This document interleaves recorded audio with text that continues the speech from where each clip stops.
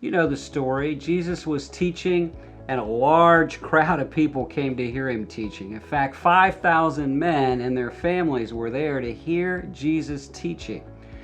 It got later in the day. They didn't have any food. Jesus went to his disciples and said, "Will you guys go find something to provide for them?"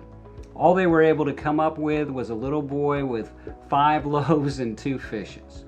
You know the story. Jesus took the bread and he blessed it and he gave thanks, and then he multiplied it. Everybody was fed and they had 12 baskets full. But what I think we often overlook is the power of thanksgiving in this story. But John the Apostle, who was there that day, who saw it happen, interesting, in John chapter 6 and verse 23, he just throws in a little comment. He said, "Some boats from Tiberias came near the place where they ate the bread," the miraculous feeding of all those people. And it says, where they ate the bread after the Lord gave thanks.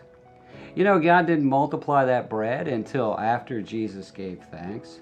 Sometimes we're asking God to do something big for us in the future, but we haven't properly thanked him for his provision in the past.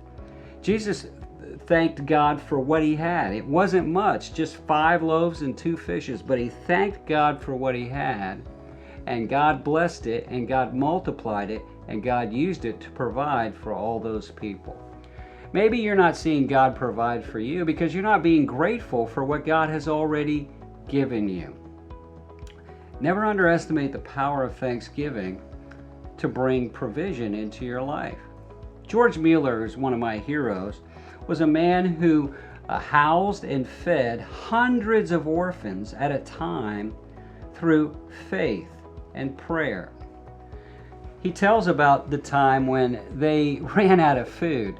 They'd been doing everything they could to feed the orphans, but they ran out of food. He had them all come to the table. They all sat down, and they gave thanks, just as they always did, for God's provision. Before the prayer ended, after they gave thanks, there was a knock at the door, and a man was there, a man that was driving a truck making deliveries for a grocery. He said, "My truck is broken down. All the food is going to go bad. Can you use any of this food?" Well, of course, there was enough food to feed all the orphans and take care of all their needs at that time. God provided for them when they expressed their faith through thanksgiving.